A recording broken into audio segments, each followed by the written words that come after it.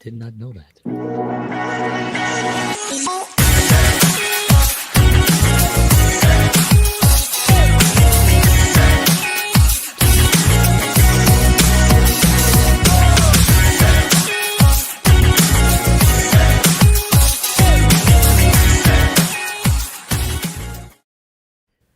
So Rogan, he does his show. Did he introduce himself? Yeah, Oh, he never no, introduces himself. no. So actually, when you start his show, well, when you watch his show, not that I've watched a lot of them, but he's like already in mid, He's like, almost like in mid conversation, and then ah, he'll turn around and go, "Are we rolling?" He goes, "Oh, okay, now we're rolling," and then it just keep going. that's amazing. But they've Cool. already spoken with for like 2-3 minutes. Yeah. That's So awesome. it's wild. Hey, everybody. What's up? We actually do greet our people. We Hello, people. just say hello. We were chatting before we came live. We were chatting about Tom Cruise and his Daredevil stuff, and then I was listening to Tom actually describe what he does in the preparation, and I realized, okay, he's very prepared. Yeah. Like it's not like he just says, "Hey, I'm going to burn a parachute and then jump 16 times." He doesn't do that. He's training on the ground, and it takes years and years to get Right. these stunts, coordinated. And not only does he have to be trained, but he has to train the pilot Hmm. that's flying the planes. Right. And then if he's flying the plane, he has to train whoever's going to be with him. So there's a lot of stuff that goes into it. Not to say that it's not incredible. It is amazing. Yeah. But I was just telling George, and I don't know if y'all know this, but when you in a film, when you have if you're in film, don't roll your eyes at this. This is for those that are not in film. But for film, when you say pull focus, usually means like if is there the character behind me and I'm in the front, and then I'm speaking, I'm in focus right now. But then let's say the character behind me starts speaking, I go out of focus, and that character gets into focus, and then vice versa, right? So that's called pull focus. So when Tom Cruise was on the plane, holding on for dear life, he's actually he has to act because Right. remember he's Ethan, right? So he's playing, he's got the character. Then he has to stop, pull focus on the camera because he's the only one up there. He doesn't have a camera up there. And then he said something interesting. He said he knows what McHugh, he calls him McHugh, right? He loves what the director wants. He knows his style. He knows what he's looking for. So he knows how to pull focus in a position to know where he wants to be.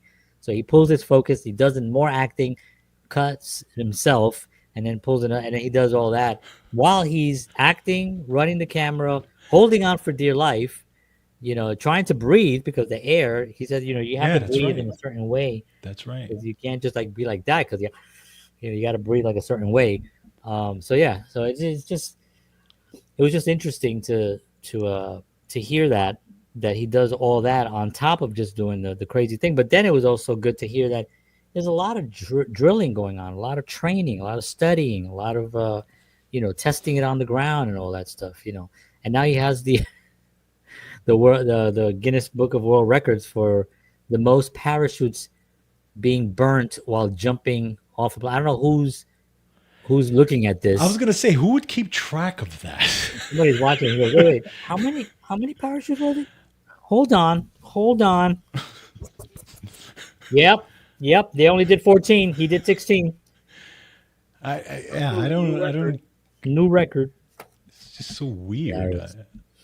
So, But that's gonna be a lost art when people, like you were saying, well, when people don't do that anymore. Like even what's his name, Jackie Chan was very famous for doing his own stunts and yeah, breaking there's bones very and stuff. few people. Yeah. There's probably the earliest one is Buster Keaton, Right.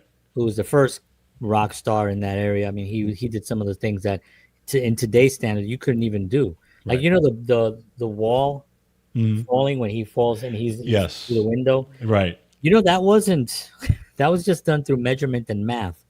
There was Really. no he had to stand on that spot, and he said he didn't want too many people around because if he gets hit, he'll be killed.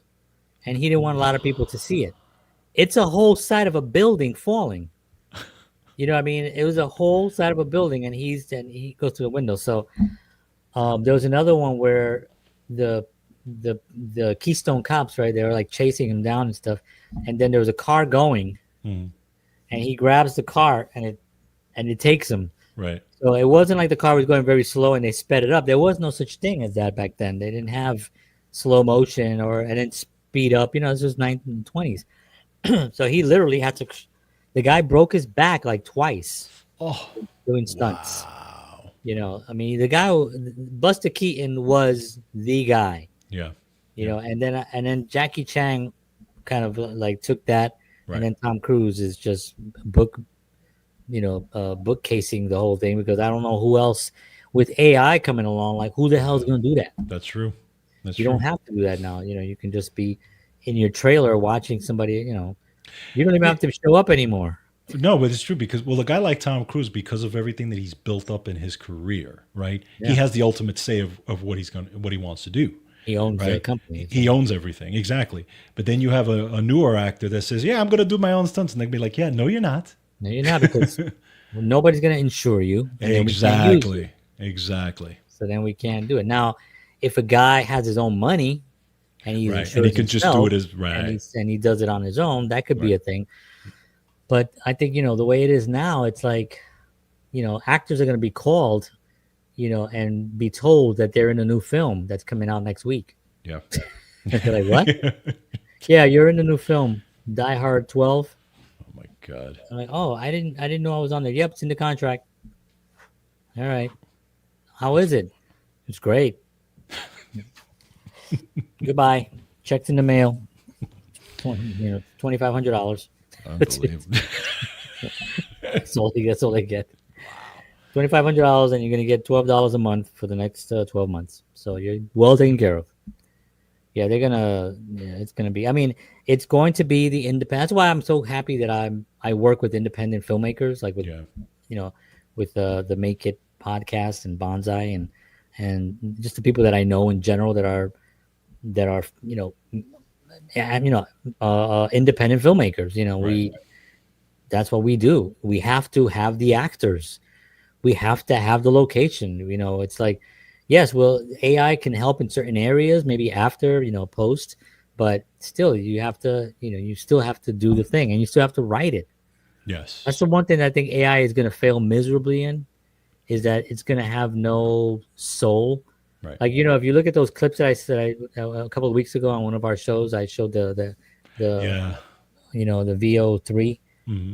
Um, so at the end they say, they'll say like, "Yeah, take this medication, it's great." It's like, you weirdo. What's wrong with you, you freak of nature? Yeah, you're an AI. You don't even know what to do because Yeah. you don't have any prompts. You don't have any. You can't do anything. I love that. It's I love it insane. so much. I mean, the writing is going to be where it's going to fall short. Good people sitting down, coming up with an idea, putting pen to paper, and then writing it, and then bringing a cast in and shooting it. People are going to be more interested in seeing a real story Yes. than a animated, or not animated, but a AI, or it could be animated, but an AI story, written, directed, acted, all by prompts. Right. And that's going to be one of the things that people are going to look at. Is this real people? Is this AI? That's going to be the line. Yeah. Remember back in the day is like, can you hear me now? Right. Every Exactly. generation has a thing, right? Where's the beef? Yep. Can you hear me now? It's going to be a technology, something that people are going to notice that we're not going to have. It's going to be, the next line is going to be, is this AI? Is this AI? Watch. People are going to start saying, is this AI? Like, no, it's real. No. Who's the actor? Well, Let me that see. and Is he on social? No. well, Okay. right, exactly, and that's the thing I was saying, and Can I I think meet him? I said, I said it last time because that's what separates everything, right? Because you go on social, you follow your actor. Someday you walk around and you run into him somewhere. Or you go to a signing or whatever it is. But right now, It's tangible. there are AI women that are getting millions of views by getting and talking, and they're doing things. Yeah, They're but not that's real. still it's I still know, but digital though. my point is that it's still gaining Yeah, yeah. No, I agree. Momentum. But And for that's a guys are trend. dogs, so and then even girls, they see a girl, and she's pretty and she's got a cool outfit. Guys and girls are gonna stop. Right. So there's thousands. You don't even know when you see something unless you know that they're a real a person, if they're real or not. True. And that's what it's gonna turn into. And that's the thing that I just that I abhor about all this stuff. It's just disgusting to me. Yeah. I agree. It's crazy. But anyway, what are we talking about today? Oh yeah, we were gonna talk about. Well, I just had an idea the other day. Mm. The other day, I was in my car and I was driving somewhere, and this whole thing with Elon and Trump and all that stuff, and just in general, I mean, like George and I get into that stuff, but we don't really care. Like it's just a thing people talk about. And I post things sometimes, and it triggers people, and I just sit back and it's not that I'm purposely trying. It's just that a communication that I wanted to communicate. Right. I wanted to communicate this, so I do. And Yeah. then other people who rarely come on my page, by the way, suddenly they are triggered to the point where they have to say something. And I just leave them there. And then somebody else battles. And they just keep battling themselves. And I go back and I go, wow. It's like this post got 1,000 hits just from people yelling back and forth at each other. And it's not even interesting. You know what I mean? It's not an interesting subject. No. But what I was thinking about was about having a side, like even music. Like George and I love music. I don't think there's a type of music that George and I would say we hate, No. right? I mean, No. yeah, we don't listen to opera, but man, that's impressive. Absolutely. I don't listen to polka music, but that accordion riffs, those riffs, are pretty impressive. Those are not easy things to hit That's on the right. polka music stuff. So we don't have a side, I mean, yeah, we like jazz, we like rock, I like the blues. I probably like the blues more than George. George likes probably more progressive rock more than I do. We both like, man, we go back to cheesy ass stuff from like the 70s where they Yeah. now call it yacht rock, That's right. which I hate that term, but that's the term that they gave it, and it's a whole thing on Spotify you can get, and we even like those kinds of songs, that we grew up listening to. So, it's not we would never feel like we had to choose sides on something, you know. Now moving into the politics world, George and I don't think growing up ever talked about a political thing until Trump in 2016, Yeah. That's right? right. You're right.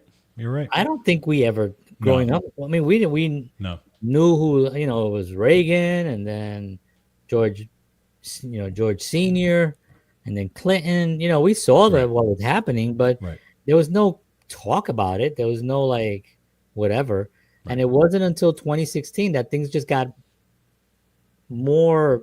They just got different. They Yes. were different. The voices were different. The things that people were saying were different. It wasn't the typical political spiel that you would hear politicians say. Right. You'd hear, the anything that you ask a tough question, and Obama would always give you a very political answer. Right. And that's what they all do. Yep. So well, I think it's important that we come together, we work to find a plan, because the American people rely on us, and that's our job to make sure that they're taken care of. What did you say? Nothing, Yeah. right? And then you got Just so you know, did you ever see that Cheers episode? no. There's an old Cheers episode, if you get a chance to see it, where a politician Oh walks my into the God! Yes, bar, and yes, Kelsey Grammer, he's like, he goes, he's not saying saying anything, it. and he would answer his questions all like Yeah, he goes, well, we definitely need to do something, and we need to work on that right away because it's absolutely a problem, and we need to do something. yeah, And he's like, what did he say? He said yeah. nothing. And then Woody is like, yeah. Yeah, He's like Woody's falling to it, like falling for exactly. it. But that's always been kind of how it was, Yeah, and through the years, you'll hear a famous line, Mr. Gorbachev, tear down that wall, yeah, right? and read my lips, no new No new taxes, right? taxes. And I did not sleep with that one. No, that's not. Well, that was I didn't inhale. I didn't inhale, I didn't sleep, I didn't do nothing. I was just in my house praying to die. So for me, when it all shifted, when the way politics was being spoken about now, with such venom Yeah. towards a person, and then uh, Trump saying things that you would never hear. Like there's this funny clip where it has Obama saying how when they killed Osama bin Laden, Hmm. and he's like, today at 6:30 a.m. Osama bin Laden was assassinated by our troops, and we saw the event, and we now can rest easy that we have peace. And then they click over to Trump, and he's talking about another guy that they killed, and he's like, he died like a dog. He says, he literally said that he died like a Oh my dog. god. And I just said, he's like, this was not a good guy. This was not a good guy. And it was just a different way, and it kind of like it shook things up in a way that people just did not like, that you can speak that way, and it triggered a lot of people. Obviously, it's still triggering people, right? People don't, you can't say anything. I mean, look, right now we're on a couple of sites here that we can't really say certain things because we know we'll get in trouble. Right. Two puffs and I didn't inhale. Exactly right. Um, so I find it fascinating that it, because it was in this political world, it seeped into everything. It seeped into Everything. film, Yes. Yes. music, Yep. art in general, entertainment in general. Now, an artist has to have a side, and I love the clip of Elvis Presley. Do you remember that clip from the Which one? 70s when he's interviewed? Obviously from the 70s because he died in um, from 1995. No, but that clip He from was alive. yeah. Hey man, that's a whole other story. I know. That was some crazy stuff that I Yeah. that I got in. I went down that rabbit hole, and I was like, dude is alive. He's like 90. But so what was I just saying right now? They What was got it my seeped. idea? It seeped into art and the artist and Right, right. So no, but it was something else that I was going into. Oh yeah, no, Elvis. They Elvis. asked Yeah. Elvis about the about the war. Right. Do you think that the Vietnam War and the soldiers? And he said, honey, I just rather just I'm an entertainer. I'd rather just keep my opinions to myself. I'm an entertainer. And then she said, do you think that other entertainers should keep their opinions to themselves? He's like, no, no. And he's like, no, people can do whatever they want. But I just thought that was such a perfect statement, and I wish that I didn't get sucked in, because I did get sucked into the Right. whole thing. I mean, Right. I wish I was able to have that type of integrity. Like now, I have it now. I don't, Right. now don't ask me questions, because you're not gonna hear, right? You're not gonna like what you hear, or you're going to like what you hear and treat me differently because of it. Right. I don't want that. I Right. want you to treat me at face value for what you see or what you get. Treat me on my actions. Not on what I say. Treat me Yep. on what I do. Yep. On my actions, and that to me seems more important. So it was interesting, having this whole dilemma. Well, and that's kind of it kind of piggybacks into also a little bit about what I wanted to talk about as well. And again, it's not a Hot Wheels political. cars, By the way, somebody asked. AFX racing. Oh, remember those? I Holy cow. love it. Somebody asked me about Hot Wheels the other day. I forgot what it was. I used to have so many of those. I know. I remember. Me too. Anyway. Um, oh, here are my glasses. No. I love that episode. But the reason why the other day, what was it, last week? Well, obviously there's the whole Springsteen thing, right? So Springsteen goes off in one of his concerts, and again, I'm like, whatever. But then I was watching. What made me think about this was I was watching Bono on Oops. Sorry. Bono on Joe Rogan. I don't know if you saw that. Um, It- Bono has really disappointed me, but yeah, Okay, but here's my point. But it goes to a larger point and I for me. love Bono. I love his music. I love his music, but it goes to a larger point for me. What I'm saying. But I was listening to Bono on Rogan talk about USAID, and he came up with a 300,000 people are gonna are dying and all this, which is a number that was computed. It's not even an actual number. No, But none of it is and right, and Joe Rogan kind of told him, right. you know, really told him, well, this is a money laundering scheme, this blah blah blah blah blah blah blah. And I would have thought, talking about picking sides, right? I would have thought that somebody like Bono, who's an intelligent guy, would have said, that's a good point. Right. You know what I'm saying? I understand that, and maybe what we should do is this, and then take this out, and do that was my thinking. But He he doubled down. when he just boohooed it. He just like no, no. So then my thought process was, and I don't know why I was thinking about this. I was sitting there and I'm going, what is it about the artist, in my opinion? Okay, again, I can't generalize, not every artist, because I'm an artist.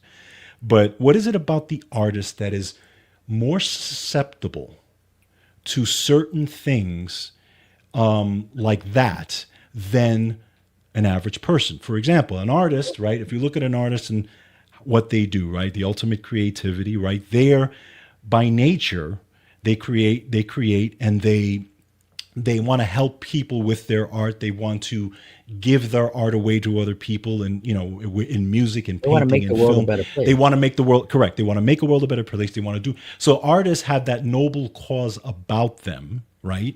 Just by nature, they have that, right? Then you get into those really higher stratospheres of the Bonos and the Springsteens and all that, where you say, okay, now I'm a huge artist and I have a platform and I can help people. And Bono has gone to all these African countries and has helped and has done all these things. He's huge on that. And he's always been that way, Yeah, right? he's always been that way. But is it, and this is my question really, is it that the artists are more susceptible to that?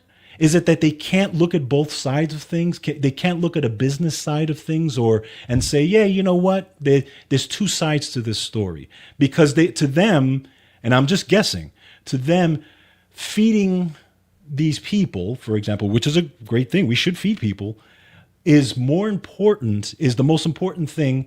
But forget about all the other bureaucratic stuff that's destroying and straining the system. That's my question. So, one, I don't think that artists are susceptible. First of all, they're less artists than they are just not artists, or artists in the sense of what we're talking about. Everyone is an artist in my eyes, but everyone has ability but I'm talking about you're like talking about artists as specific people that are. yeah, I don't think that they are. I think that the media, there's three types. Okay. One, I don't think that there are. Two, I think there's three types. There's the artists that will think that feeding people in another country is more important than trying to feed people in our country. right, Just so it happens. right, Bono is one of them. right, There's others like that just feel that is a much bigger cause. And when you walk in LA and you see now that LA is the largest homeless population in the country, right, growing, by the way, and something is going on there, right? When you see that, that should be a national crisis, right? correct, But that's not where the attention goes. So it goes to this over here. I get it. We're a rich country. We should be able to take care of ourselves. We should be able to take care of others. We should lead the world, but not at the sake, at the risk of losing ourselves, right? correct, And that's that artist, right? Then there's the second type of artists are the ones that are afraid but are on the side of helping our country, but right. will not Will say not it say anything because for there's very fear. few that have done that. Yeah, very few. They stay quiet. They don't say anything. A lot of them don't say it. I mean, like Dolly Parton, who I love, has never been political. She Right. says it herself. She's like, Yes. I don't. She even was going to be given like some kind of a medal of honor award, medal of freedom or something in the country, and she didn't take it because she thought it was too politicized. Right. She didn't take it. 3 times they tried to give it to her. Did you take this already? What the hell? She's like, no, I'm not taking it, Jolene. So she goes, and she keeps her mouth quiet. She doesn't go into that. Elvis Presley was another one, right? But Elvis had, we all know that he always leaned more conservative, right? Yeah. He big gun guy, friends with Nixon. We kind of got that, all that stuff, right? Um, but for the most part, like what he said in this clip, right? I'll play the clip real quick so people can see it if you've never seen this clip before. This is Elvis being asked about politics, right? So here it is. Oh, Mr. Presley, on the subject of this service, what is your opinion of war protesters, and would you today refuse to be drafted? Honey, I just tend to keep my own personal views about that to myself because I'm just an entertainer, and I'd rather not say. Do you think other entertainers should keep their views to themselves too? No, I can't even say that. So, my point is that that's the right attitude. If you're an entertainer, well, you're an entertainer. Now, the third kind, right, are the ones that lean towards the conservative side, right? The ones that think, well, no, we have to take care of our own country, flag first, the hell with everyone else, which is a bad attitude too. Right. So if you look at all three sides that I just mentioned, they're all somewhat wrong. Right. And because there's been a division put there, and it is divide and conquer. It's purposely done. They wanted to divide. Right. They want a good division. Do you honestly think that we're a two-party system? No. I mean, really? Do you think that when the votes come out that they're so close, 49%, 51%? You know what I mean? Like, do you really think? Now, if we were to vote, like, let's say there was an app on our phones, and everybody in the country that had a cell phone got to download this app. You upload your social security number, so at least they can track you, since we've been tracked for that way anyway. What are we in the UK? Right? But you have to log in, Yeah. and then you put in your vote. What Right. would those votes look like? I'll be very curious to see what those look like. And you could tell because you see polls all the time coming out, and this one poll would show benefit to that side, and then this other poll would show benefit to that side. Well, then that's not a poll. Right. It's not a poll. Like if George and I took a poll right now and they said, okay, George and John, we're taking a poll. Who likes gang violence to Rush music? You know what I mean? That's not a poll. Exactly. You're just asking people that what they're going to say. Right. You know where their views are, and you know what they're going to say. We're both going to say gang violence. So I think that no, but I think that it's important to understand that all sides are not correct. So this was the thing that I had in my head.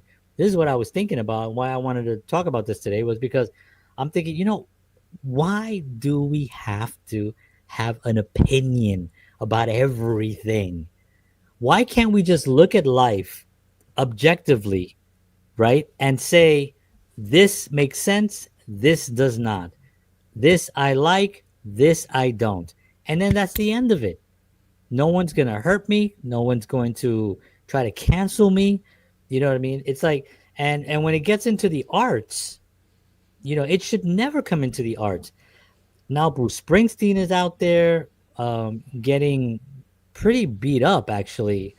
I'll be surprised if his tour doesn't cut short, because you can't go out there to sing Born in the USA and then trash the USA Right. and the president. Right. Because whether you like him or not, the percentage is he won.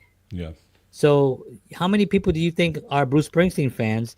And besides, Bruce Springsteen was like the epitome of what America. I mean, it was like born in the USA. He was born in Jersey. Very, you know what I mean? It was like rock and roll. The songs were great. I mean, he's a great, fantastic songwriter, and just the best. Why did it go there? I mean, I've never seen Bruce in concert. I know he does 3-hour shows. I've never been a huge fan. There's a couple of songs that I like. But my point on that is you didn't have to do that. No. You could have just, now, unless there's a fourth category of what I thought. Maybe it's someone who feels it's their duty.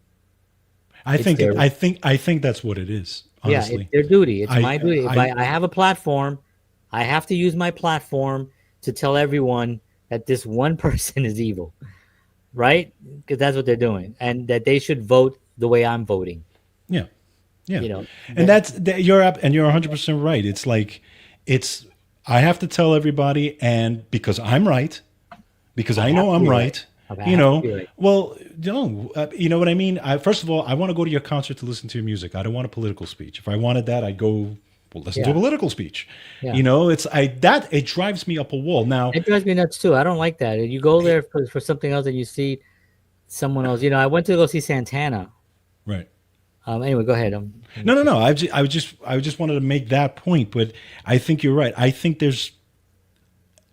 a lot of these folks, I'm again, I'm not trying to say that I'm singling out artists, but I take it more personally because number one, I'm an artist, and number two, I admired. I have admired a lot of these artists, whether they're actors, the De Niros of the world, the Springsteens of the world. I've admired them as artists growing up. I looked up to them saying, wow, they do great stuff. They're legends and all this stuff. And then they come out with whatever. And again, it doesn't matter to me the side, but the point is this insanity of all of a sudden I'm going to now be I'm going to use this platform that I have Yeah. to try You to pay a force lot of people money for these tickets, to try to force people to vote my way. I'm like, are you kidding and me? you're taking time away from the music that you came to listen to. You know, Exactly.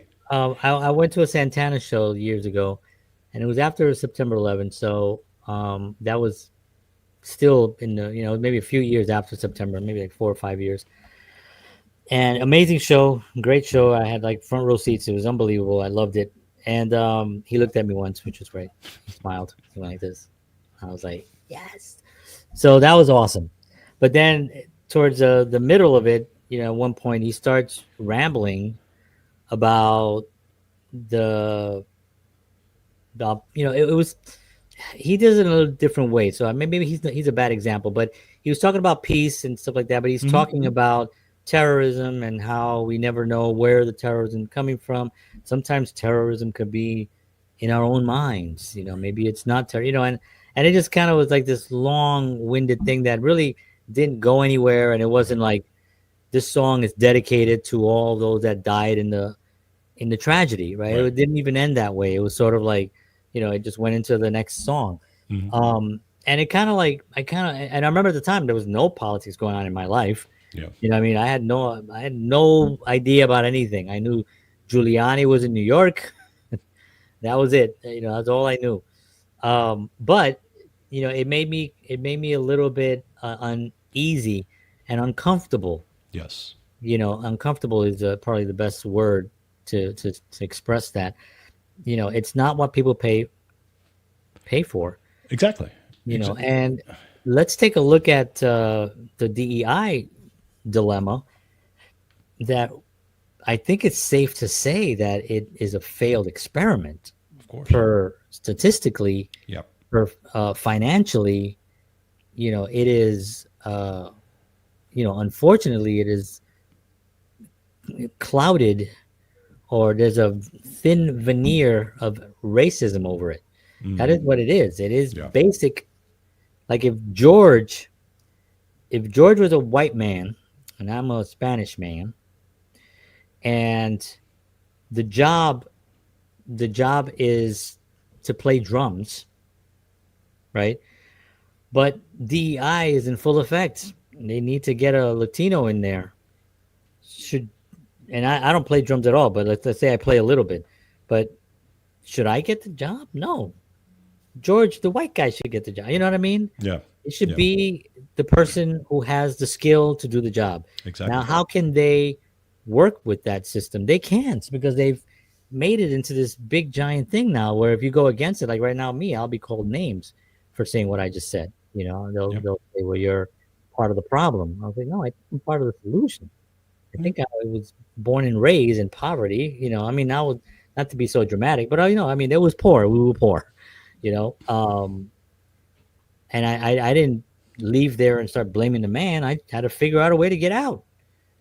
But I the had to. point, and I that's didn't the do whole point. drugs. I didn't get girls pregnant. I didn't do drugs. You know, luckily no girls wanted to have sex with me. Yeah, yeah. But it goes back to, right, Martin Luther King. When he Yeah, what did he say? Judge the person on the content of their character, right? Not their race, not all this stuff. It was the content of their character. yeah, That's how you judge. And when you look at hiring somebody, who can do the job? yeah. Who can do They're the not job? Again, building. like I said, as a person who's hired thousands of people in his life, That's that's right. what I look at. Okay, That's right. I forgot that's you've done has that too. always Yeah. been my job, hiring people. And I look at people, I don't care. And I don't, honestly, I don't give a crap. And it's funny, we've even talked about universities, right? Because universities have been shrouded in all this craziness too, right? And I was talking to my daughter the other day, and I told her, all the thousands and thousands of resumes that I've seen in my life, I've never once said, "Oh, you go to this university, I like this person, you need to be hired." No, I don't care what university you went to.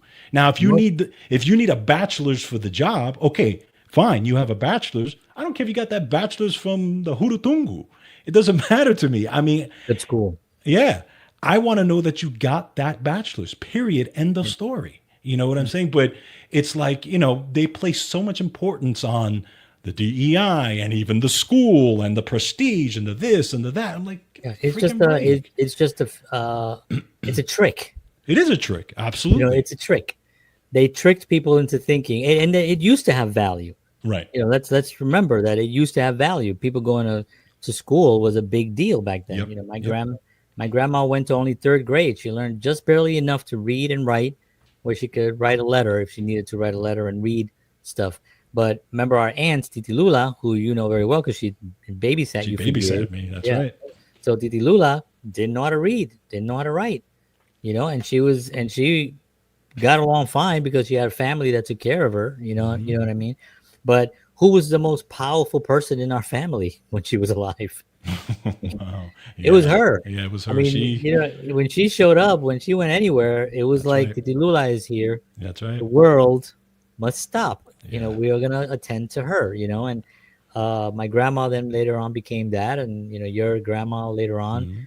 It's just the way our family was. Right. But if you look at if you take that same kind of viewpoint, and you say, okay, education is not just growing up,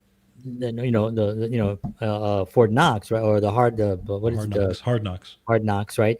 It's not just that; it's going to a specific school. So if you have something from Yale, you know, Right. um, you know, that's much more prestigious than if you went to a local community college like Right. Kellogg's Community College. I just made that up, but there should be a Kellogg's community because it sounds like they would be doing that. But so the I don't want to bash it, education from what it was. It's what it's become. Right. It's way more with Oh, yeah. less value when you graduate. That's right. You have less opportunity to actually become an entrepreneur because they don't even teach you anything about that. Right. You will work a job and you will be told how that job goes and you will follow those instructions. Yeah. And that is what university teaches you. It also indoctrinates you into having a certain belief of hating the country and hating certain things and thinking that certain people are fascists just because of what they believe, because they believe in God and country, whatever it is. That's what they graduate with, and you can tell that because Charlie Kirk goes on these goes Yeah. on these campuses, and these people that come up, I'm like stunned at the audacity that they have to come up, even to talk to him. Like, why would you even come to be humiliated that way with no data? Like, they have nothing other than their emotional anger, Right. and this is part of why were we talking about this again? We went into this because of Oh, DEI and stuff. DEI and Yeah, all yeah. that stuff. Picking sides. So Taking sides. taking sides. So that's my point. Like why would we make a decision based on, like you just said right now? Can you imagine if you have to put your political side on? Now it's funny because now you get resumes that will have pronouns on them, That's right. right? And the pronouns will kind of tell you what side they're What on side they're on? automatically. Correct. So now, if you have a conservative person, are they gonna like not? They might. They might. I mean, people are listening. People are flawed. It's not. It's not. I'm not saying that people do that, but I'm saying that if somebody who has such disdain for that would look at that resume and throw it in the garbage, and no one could stop them. It's Right. the same thing that happens. This is why it's creating the problem. Right. Like if a guy's name is Jeff Smith, and another guy's name is Juan Enrique Soto, right? Right. Who knows what that guy that's hiring is thinking? Correct. Well, where is he from? And now that's against the law. Right. That is against the law. So why is DEI not against the law? It should be against the law to pick someone because of you have to have a certain balance of a ratio balance, and that's just not acceptable. It should be against the law. And I think it is against the law. I think it somehow snuck it through. Yeah. Yeah. Well, in the HR practice, in the HR world, I mean, when you really follow the HR world, absolutely. I mean, that's you don't do that. You look at the resume. What are the qualifications? Exactly. What have they done? Let's call their references. Hey, does this person work well? Absolutely. How long have they worked there? Ask all the questions. I'm sure you have a list of questions that you ask. Ask them the questions. You write it down. You get their assessment, and then you submit them for a possible position. What I would like to know, and going back to taking sides for a second, just as a general discussion, why is it that some people can step back and go, yeah, I could see both sides of it, like myself. Okay, I'm, full disclosure, I'm not Republican, Democrat. I'm a registered independent. Okay, and now I grew up a Democrat. Okay, most of my life I've been a Democrat. My family were all Democrats, right? So I grew up with that thinking. Okay, but I changed not long ago. But here's the thing. I agree. There's ideas on both sides that I agree with, and there's ideas on both sides that I disagree with. Okay, and I can take a step like a normal human being. Exactly. I can take a step back and go, you know what? Yeah, that doesn't make sense to me. That's craziness. Let me look at what these people are saying. You know what? That makes more sense to me. And literally, I think it was, I don't remember who it was. There was one guy who I was seeing an interview with, and he literally just laid it out so easily. He said, I look at both sides, I see the list, and he goes, there's way more things that I agree with here than here. Right. He goes, it's not that difficult. You know what I'm saying? He goes, these, and that's kind of the way I think, it's rational behavior. Right. And this is why I'm saying where even people who know that there's two sides to a story, even with all the information we have out there with social media and YouTube and all this, blah, blah, blah, you don't have to be at CNN. You can go to X, you can go anywhere. Okay. People are still like this. Yeah, because you have to understand the brainwashing that has been done. It is so severe that imagine if you have been brainwashed into thinking that the other side is going to kill you. Right. You understand that? Yeah. Yeah. We're not talking about just normal stuff. We're talking about it's an extreme way of really getting into someone's brain and changing their brain chemistry into hating. Like the words that come up, they're the words that are being used. All these horrible words that get tossed around like nothing. Yep. Towards people that have never shown that kind of behavior ever in anything. And they've been a political figure for, 50, 60 years, 50 years, definitely. So this is where that power of the educational system go, the indoctrination of that, because this is how you're raised. Yeah. This is how you've been taught. You only understand this. How do you get someone to get into a plane and run it into a building? How do you get people to strap bombs on themselves and walk into a room and blow themselves up knowing that they're going to die? Because they've been brainwashed. They've been told to believe that there's going to be something. Correct. But that well, yeah, you're right. But that's even extreme, because now it brings religion into it. It brings religion into it. Yeah, but we think about what's happening with the Tesla cars, right? They're being burnt and torched and stuff like that. I mean, the guy who's driving a few years ago, the Democrats loved Tesla. It was the solution to big oil, right? It was like getting rid of big oil. How quickly and weak-minded are you that in a turn of at a dime turn, you suddenly go 360 and you now suddenly hate this person, where you will go out and vandalize an innocent person's vehicle who had nothing to do with the choices that are being made in the political world. I mean, that to me is wow. That is a powerful, powerful brainwashing, like Sean says, brainwashing from youth. Yes, yeah. It starts when you're young. But now Look what they're doing now with all the school kids and the story time and all that stuff. And I'm not going to go into all that, but it's like when you pick a side, I just want to say one thing. When I pick a side, I pick a side on what's the greater good for society.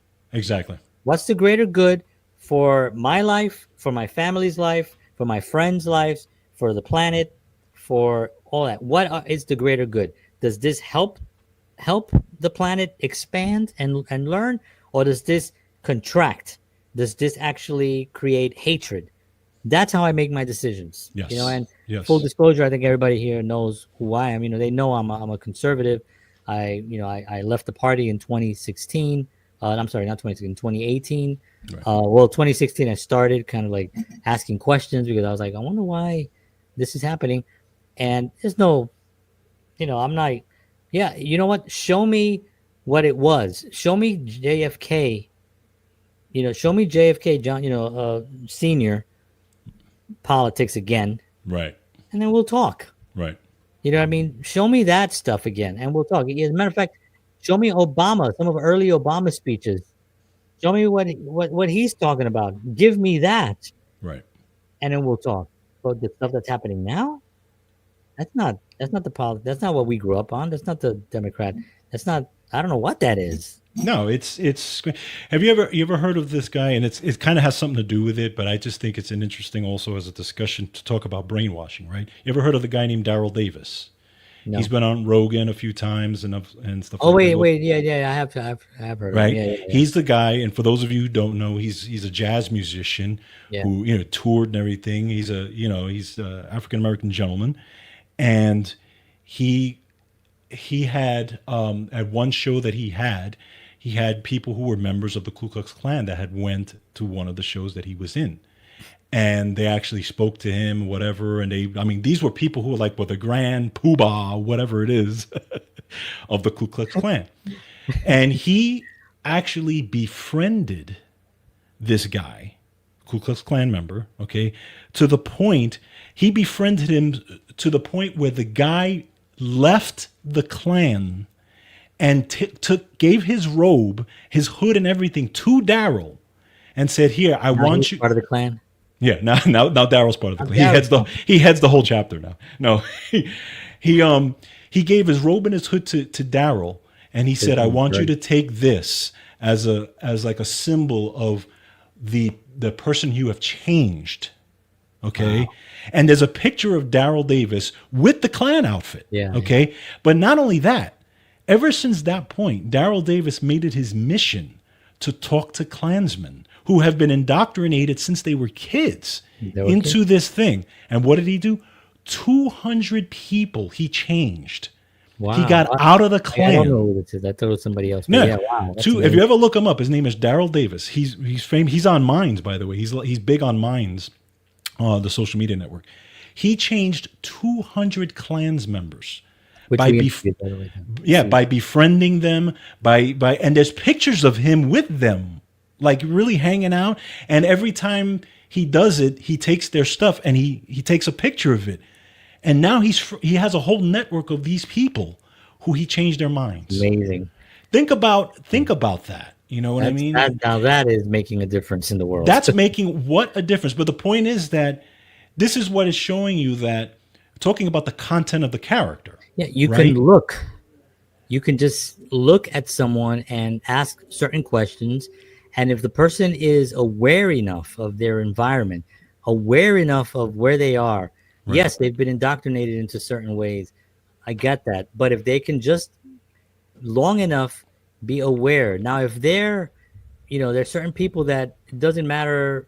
It's not a money thing. It's not where they are. They will not change. They are gone. But if you can change dramatically. Yes, absolutely. But you have to be able to be in that space where you can look at something and be like, okay, let me look at this for a second. This is exactly what I did. Yeah. This is what I did. First time I heard about Trump running for president, I was like, oh boy. I mean, I grew up with the guy, right. Seeing him. I met his son once at a gym. I met him once. Yeah. It was just meeting Trump. Trump was like a character. He was all over the place. He was in the news. He was on TV shows. He hosted Saturday Night Live, hilarious Saturday Night Live episode. Yeah. When they were funny, and it just had all this material on the guy that was everywhere, and he was always abrupt. He would always say exactly what he wanted to say. Remember when he was with Larry King and he said, "Can I step back a little bit because your breath is really bad." He told Larry King. Gotta love it. He said that. I was like, I couldn't stop laughing. And he was talking to somebody in the media. He was like in his 30s, and somebody in the media, he was like, and he said, "Oh, there he goes again." He goes, "Yeah, going to the negative. Why do you always go to the negative?" And the guy was like, "Well, yeah, I just want to ask." He was like, "No, you know what? I'm not going to do this with you. No, you're negative. I don't want to." And he was like in his 30s or something. You know what I mean? This isn't new. No. So for me, when that whole thing came about, I had to look at it, and I'd be like, "Well, why are they going with the racism?" Right. You know what I mean? They could have gone with so many other things. They could have gone, well, they did actually try with the women stuff, and then they tried the racism stuff. Then they tried the criminal charges stuff. And, the guy, he filed for bankruptcy a bunch of times and stuff like that. Yeah, a lot of entrepreneurs do. They do. They just, it becomes it becomes part of how they live their lives. You know what I mean? But for me, it was something that I had to look at and then ask myself, am I like missing something? Right. If you can ask yourself, am I missing something? That's pretty big. At least it shows that you have an awareness level that you can be like, let me look at two sides of this and make a decision based on what's in front of me and what are people doing, not what they're saying, because we all know politicians know how to say the crappiest things. What are they doing? What are their actions? And when I see what they're doing in our schools, what they're doing to girls' sports, what they're doing to try to rename pedophiles and trying to change the name to something softer because they're just people like anyone. No. When I saw that, I was like, yeah, you know what? I'm on the wrong side right now. The side is not the side I grew up with. Right. See, that's the thing. The side is a different side.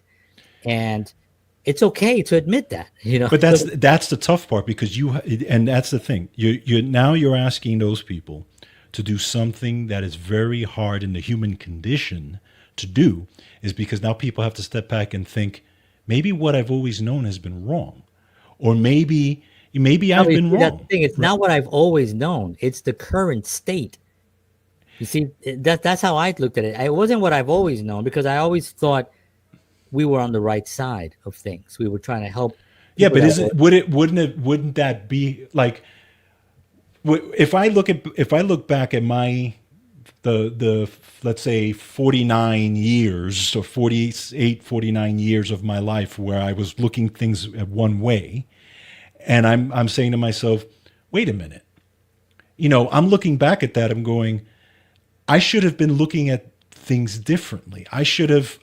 So really the way I was looking, the direction I was going in that one direction was not correct because, number one, I was brainwashed.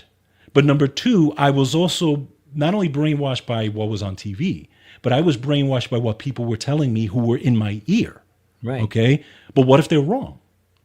It's true. They could have been wrong. But my point on that is that back then, to be a liberal or to be a Democrat meant that you were picking a side for America. You have to. I know you're saying. You're saying. I know you're saying. It's flipped. It's flipped. It's flipped because remember, Yes. it was America first. Take care of our people. Take care of our poor. Let's handle this here. Now, it's with USAID. It's shifted. We need to take care of them. We need to, it all shifted into. We never had a question about a man playing a woman's sport. That wasn't a thing. We didn't know about that. There were trans people and they should be respected like anyone else should be respected. Right. But we didn't have the concern of like this 6'1" man is going to now beat up this 5'5" athlete in the same sport. But right, those are new. But right, those are new concerns. That's correct. what I'm saying. But That's what changed it. we have always had the concern. It's just never voiced. Right. It's like the health industry. It's like the health industry. We've always known that there was bad food for the last 50, 60 years. Right. But really, did we? Yes, we did. I just heard somebody on CNN say that this whole thing about is a conspiracy. This whole thing about our food and seed oils and all that. Today, like a week ago, someone on CNN. This is what they're saying. If somebody pays, if somebody pays that guy $100,000 to say that, correct. How many people have left CNN, have left the White House, and all of a sudden say, "Yeah, I never believed that what they were saying," right? Because when they worked in those things, whether it's in the White House or where CNN, they're paid to do that one job. And that one job is to protect the network, to protect the White House, to protect the president. That's it. That's what they're paid to do, whether they actually feel that it's right or not. What I'm saying is, back then, when we look at, let's say, go back to health, I'm not the brightest guy in the world. I'm not a genius. I knew 25 years ago that the food that we were eating was crap. Okay, I didn't need RFK to come in and tell me that it's crap. I knew it was crap. I knew that the pharmaceuticals were making the most money and they were running the show. RFK didn't have to tell me that, right?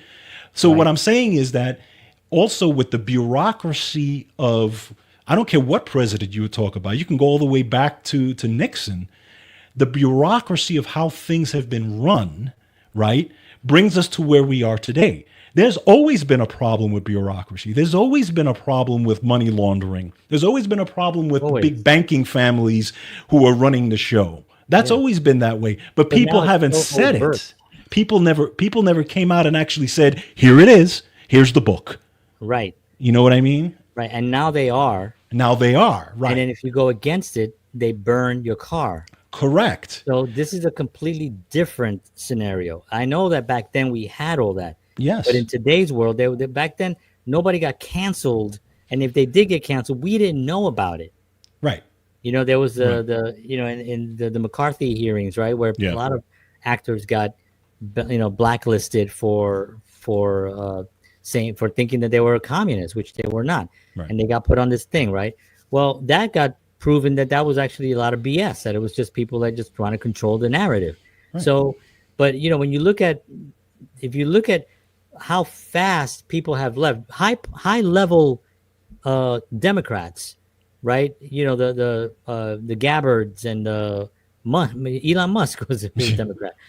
Joe Rogan, who's talked about it. I don't know what he's done since then, but he was even Ronald Reagan, one of the most famous, conservative, was a Democrat, and he famously said, I didn't leave the Democratic Party. They left me. They left me, right. And that's kind of like how I felt. It's like, so, but my initial thought for even wanting to talk about this today was that I don't want to pick any sides. Mm-hmm. I don't want to be called anything. I want to be able to say, first of all, I talk a lot about the certain thing like the code of honor and things like that. And one of the things on the code of honor that I talk about, and it's a Scientology thing that I read, one of them is do not um, do not want to be approved. Not needing approval. Need to be They do approved not of. Right. Right. need approval. You know what I Right. mean? And it's like, and that's what I was doing for all the years. Whenever I talk to somebody, I'm looking for approval. Oh yeah, even if they say anything against anybody or something that I believe. I was once somewhere, and this was funny. You'll appreciate this, but they said something about Rush. Huh. They said something about Rush, and I had no problem saying you're crazy. They were like, because they said they were talking about drummers, and one person said, "Oh yeah, well Rush, Rush is a great man." He goes, "Yeah, Rush, man, I never liked Rush, man. This was just loud. They didn't. Their songs make no sense." And I was, and I, like, and so I just immediately I jumped in. Right. I had no problem not caring about that. Right. You know what I mean? I went Exactly. in. I was like, nah, man. They're. I said, here's the problem with Rush. Rush's lyrics were intelligent. They Right. weren't like Poison, and I don't know what you were listening to, but maybe you were listening to Bon Jovi. Everything I do, I love you. I love you. And that's easy to understand. But Rush had depth. They had poetry. They had like, and I went off, and I was like, all right, all right. And I was like, no, and I've seen them live many times. Their live performances were amazing. There's only three guys up there triggering all this stuff. By the But at way, the end of the day, I it's went off still on this. it's still somebody's opinion, though. Right, but my point is that I wasn't afraid Yes. to not care if I wasn't accepted in that group. Right. I don't care if that guy who didn't like Rush suddenly says, I don't want to talk to John anymore. I don't Right. care. Right. You know what I mean? I didn't care. And that's my point. It's like, I don't want to pick a side. I want to live my life. I want to live my life looking at just the way you said earlier. All these things here, I do not like. All these things here, I do like. Yeah. This party does a lot of these things here that I don't like. This party does more of these things that I do like. That's the political side of it right now, right? You can look at it any way you want. Now, if I go with this side that I don't like, I keep my job. If I go with this side, I might Right. lose my job. That's right. See? Yeah. So it's an True. acceptance thing. You gotta just accept it. You gotta let people go. And then if you're a religious person, Lord help you. Because if let's say you're really a Bible loving, God fearing person, right? The Bible is going against all those things pretty much. Yeah. You know what I mean? So it's like, well, then what are you doing? How are you justifying doing that? Well, it's acceptance. I Right. want to be accepted. I want to be liked. I want to be admired. I want all sides to like me. I want all sides to like me. That's just the way it is. And it just doesn't happen that way. You have to be yourself. You have to take risks. You can't survive a life if you're not expressing your true emotions, your true feelings. You can't live a life that way. Correct. Like I guess you can't live your life that way. You have to be sincere with who you are, what you've learned, and what you've experienced. Especially when you've experienced something recently that you disagree with. You're like, oh wow, you know what? I don't agree with that. So I've had meetings lately with people, and they were like, yeah, I used to be part of that, but now they got so much stuff going on. I kind of walked away. And one person actually said to me, like, yeah, man, I agree. When I thought for sure that this person with nose rings and whatever was gonna be on that side, they're like, Look yeah, at that. I know what you mean. I know what you mean. Now, could they be just trying to be acceptance? Could they just trying to be accepting with me? Like, Yeah, oh, I yeah, want yeah. John to accept me, because it's like innate thing. We want to be liked, right? Right. And it's like, no, she said it because she actually either sincerely thought that, or she just wanted to be liked and didn't want to have the discussion. And she believes that I'm crazy and that she's totally right with doing all that stuff. I don't know. It doesn't matter. But the point is, you shouldn't live your life with that being an eggshell, walk pathway that you have to always walk on these eggshells with every conversation and everybody that you met. But right. That's why I like this show, because people can see, okay, this is who they are. Right. This is what they do.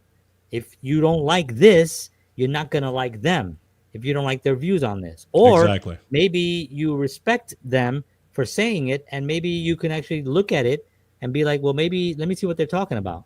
Exactly. Maybe they Well, have a point. that's we're talking about acceptance. It's not only just accepting, being yourself, but it's also the tolerance of accepting somebody who has a Yeah. different view, right? Yeah, where's the Like again, tolerance level? right? Exactly. It's like I have members of my family who completely disagree with things that I do. It doesn't have to be politically; it could just be other things as well. Like hang out with We me. Exactly. Yeah. Well, that's a whole That was other the thing. number one. That was number one right there. But as the point is, okay, fine. You have a different view, and we can talk about having a different view. But at the end of the day, I accept you.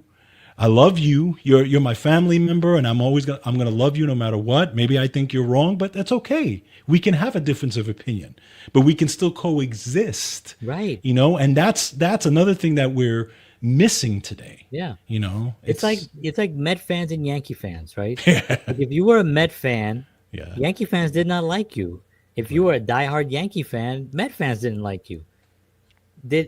We went to games when it was like, Subway Series games, and everybody, if the Yankees won, everybody be like razzing each other and stuff, and be like, and that's all. It just came out to words. It was fun.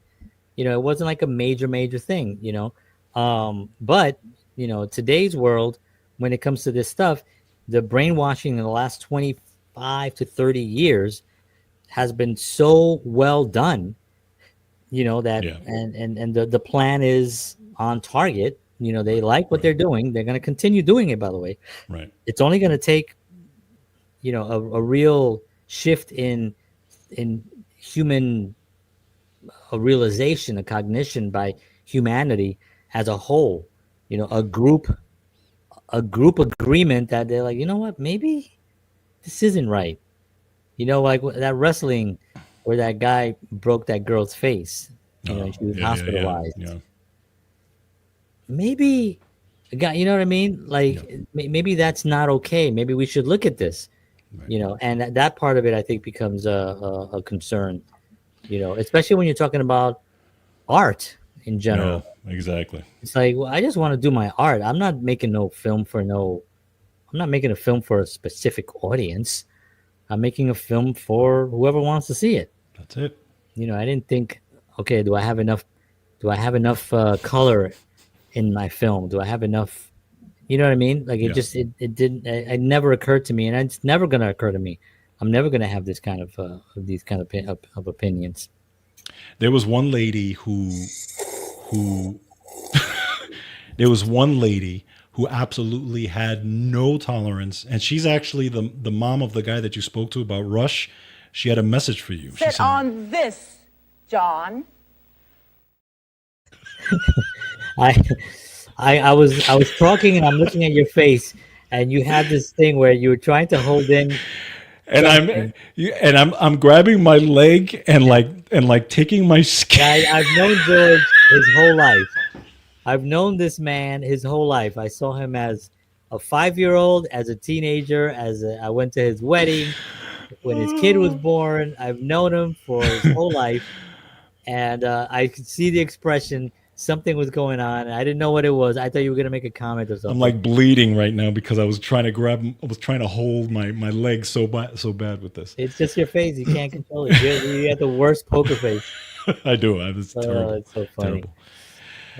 Anyway, so yeah. the story really at this point, as I always say, as I'm as we leave,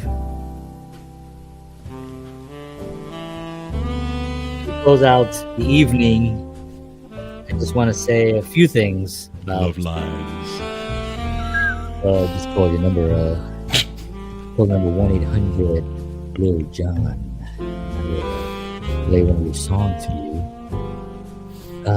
Just a message here from Monique. Monique to Taylor. Hey, Taylor. Man, I love you so much. You come into my life at a time when I just felt really somebody. You were there. You've always been there, and I appreciate you for that. So this song goes out to you, to Taylor, from Naomi.